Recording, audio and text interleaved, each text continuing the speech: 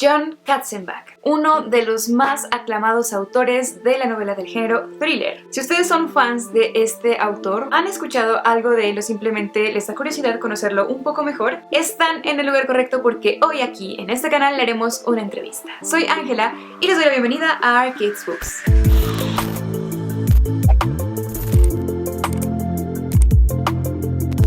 Hola mis queridas y queridos arcadianos, hoy vengo con todo el ánimo de fangirlear con ustedes porque resulta que, como les comenté al principio de este video, tuve la oportunidad de entrevistar a John Katzenbach, a quien muchos de ustedes conocerán por este libro llamado El Psicoanalista, que es una de sus novelas más icónicas. Pero en esta oportunidad hablamos de su nueva novela, esta novela que la publicó en octubre de este año, y charlamos un poco también sobre su proceso en esta novela y en general como autor de este género tan complejo como lo es el thriller. Hasta ahora mi novela favorita de él es El Psicoanalista, se la recomiendo mucho si no la han leído, y acá vemos otra faceta de este autor porque explora lo que sucede cuando juntamos a un grupo de psicópatas conformado por 5, en este caso son Alfa, Bravo, Charlie, Delta y C, y este grupo de psicópatas se hace llamar Los Muchachos de Jack, o en inglés The Jack's Boys Club. De hecho, este libro en inglés se llama así, no se llama El Club de los Psicópatas, porque en realidad el Club de los Psicópatas no tiene un nombre tan obvio, se llaman Los Muchachos de Jack. ¿Jack en honor a quién? Psicópatas, asesinos, Jack. ¿Les suena de algo? Pues sí, en honor al icónico asesino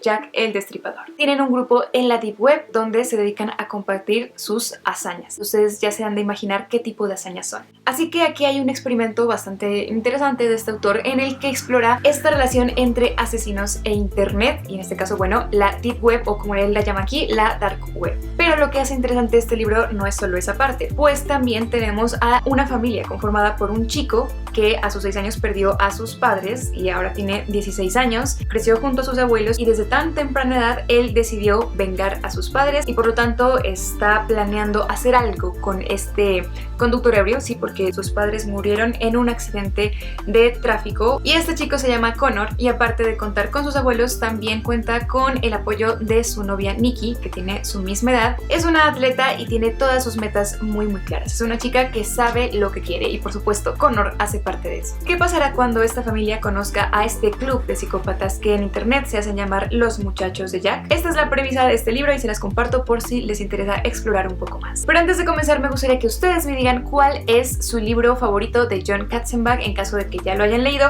o si no, cuál es el libro que más les llama la atención, y si todavía no conocían nada de este autor, pues cuéntenme cuál de estos dos les llama más la atención. Aquí tenemos a un psicoanalista que se ve amenazado de muerte por un tal Rumpelstiltskin, un tipo que le escribe una carta anónima de cumpleaños en el que le dice bienvenido al primer día de tu muerte, y por acá tenemos esta otra historia de la que les conté antes. Y ahora sí, mis arcadianos, sin más preámbulos, vamos a comenzar con esta charla, así que por favor pónganse cómodos, agarren su bebida favorita y prepárense porque esto comienza ahora. So, hello again, John. Thank you very much for your time. I really admire your work, so I'm very glad to have you here today. Well, thank you very much. It's just great for me to talk to people all over the world. I'm delighted that people in different countries like my books. It makes me feel I'm humbled by it. Let's begin with the first question, and it's how did you come out with the idea for this book? 2 elements. I'm interested with how evil the internet can be, and I came across the idea of the group of psychopaths, which is fairly unique. I can't find anything in the literature about similar groups, and I wanted to create a situation where they would feed off of each other. Right. I wanted to couple that with my teenagers. And if you think about your teenage years, on the one hand, you were smart and healthy and life was great, but you also do some foolish things.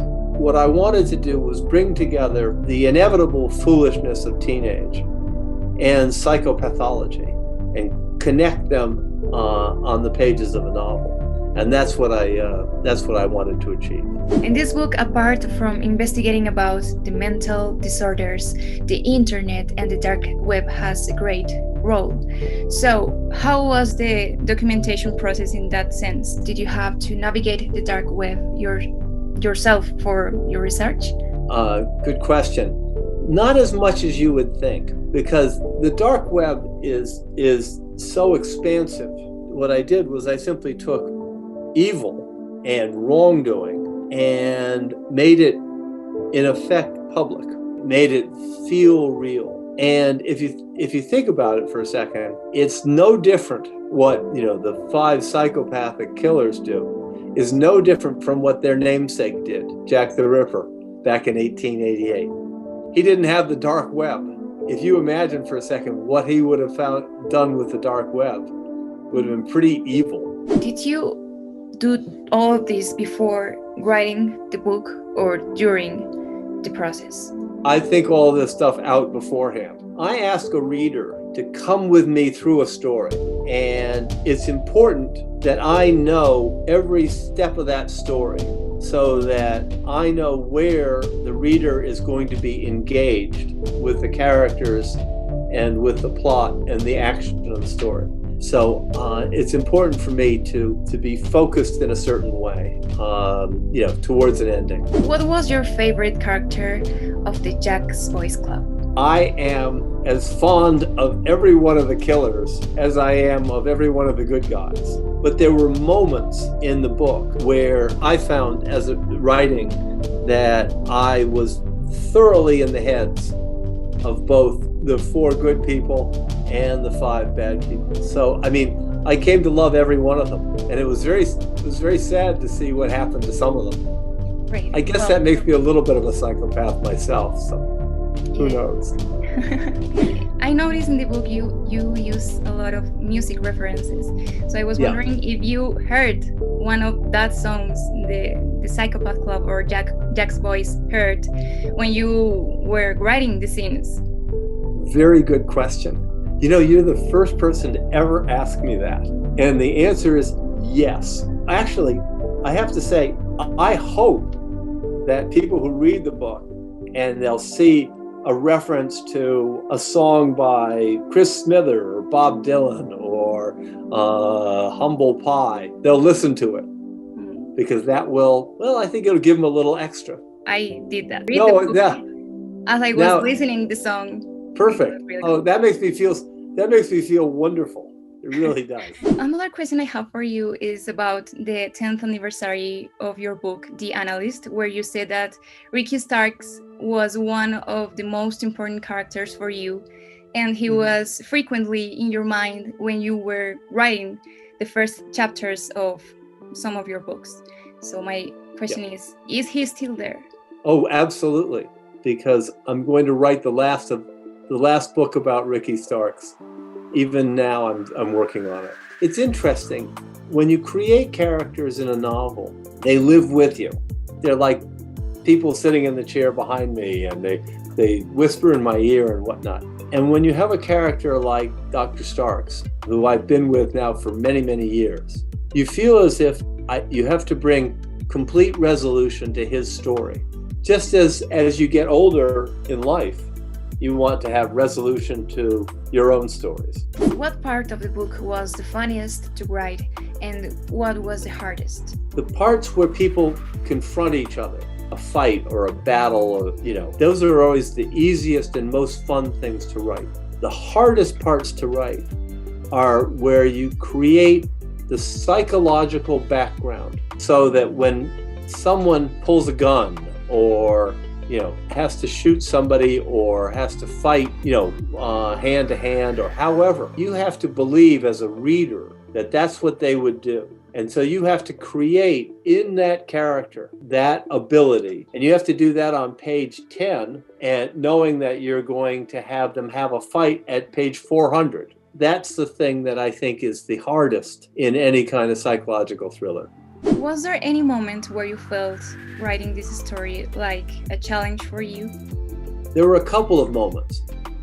I was always totally comfortable going into the heads of a killer, but when you try to create believable teenage characters, that's more of a challenge. And I very much wanted to get them right. I worked hard at that.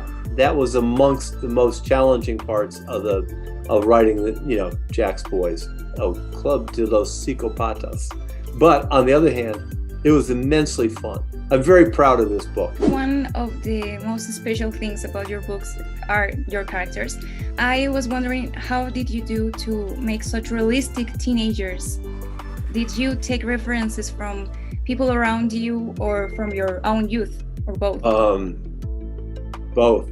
But one of the things about getting old is you look back at all these moments and you go all the way back to when you were a teenager and decisions you made, choices that you made, and you see how the littlest things, the littlest decision can impact your life for years to come. And I found that to be really a fascinating exercise. And that was what I wanted to really investigate in this book. I was wondering if you have any ritual to get into the atmosphere before you start writing. That's a good question. I wouldn't call it rituals, but I tend to be pretty organized. I'll start working on a Monday morning. At the end of the day, I will take notes as to what I want to do the following day. On the following day, I rewrite what I wrote on Monday and then start into something new. And so it's kind of rolling it over and over and over again. I guess it's kind of ritualistic.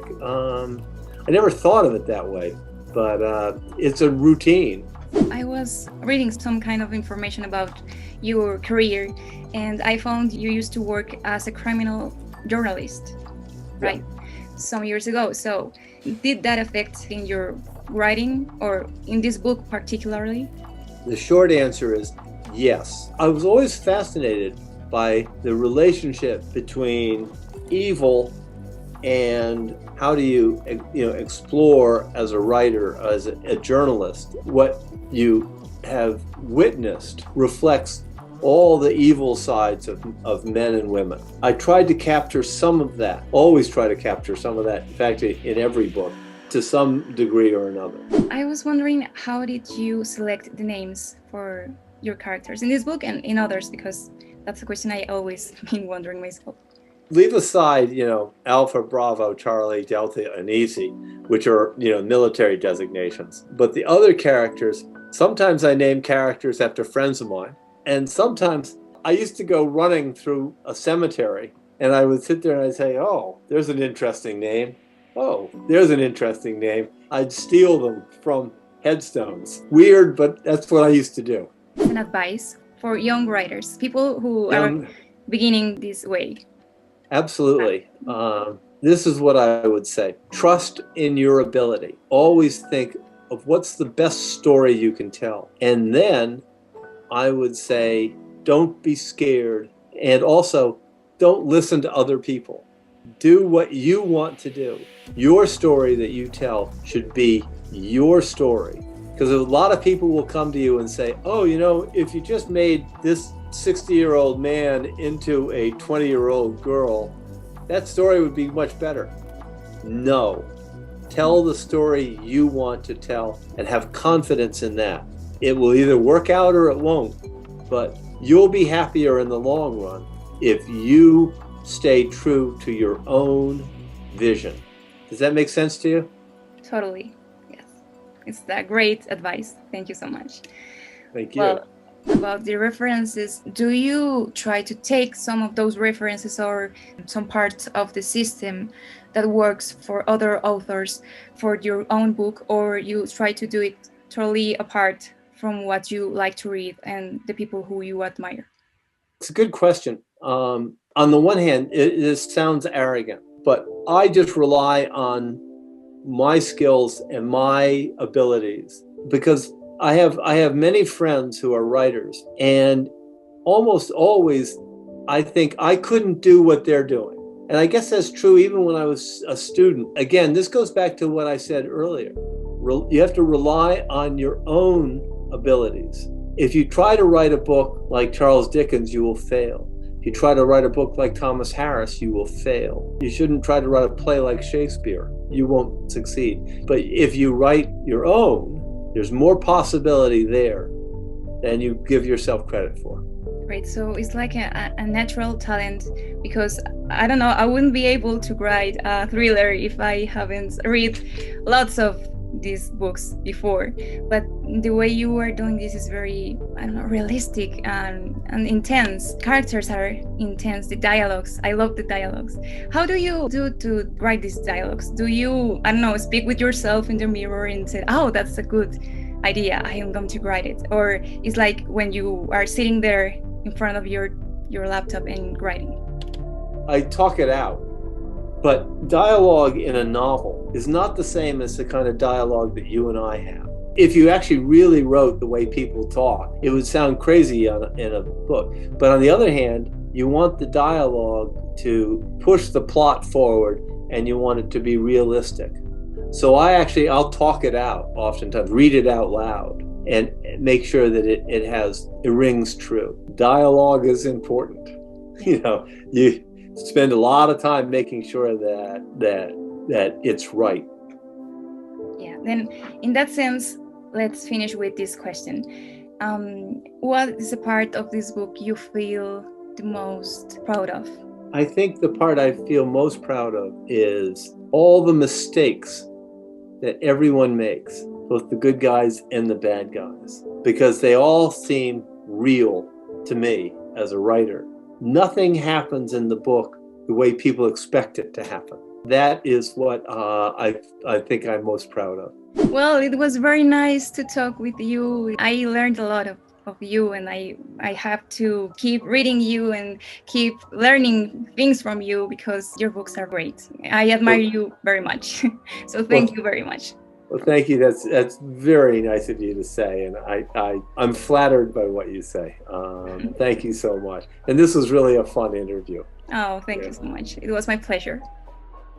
Y esa fue la entrevista, mis queridas y queridos arcadianos. Espero que les haya gustado mucho, que haya resuelto dudas, que por ahí hayan tomado nota de alguno de estos tips, estos consejos para escritores de los que habló Katzenbach en este espacio. Agradezco muchísimo a Penguin Random House Colombia, a quienes debo haber podido charlar con este gran autor. Y los invito, por supuesto, a contarme en los comentarios si han leído alguno de los libros de Katzenbach, cuál es su favorito, o si les da curiosidad leer alguno en particular, o este del que hablamos hoy. Así que estaré muy pendiente de sus comentarios para leerlos y marcarlos con corazón.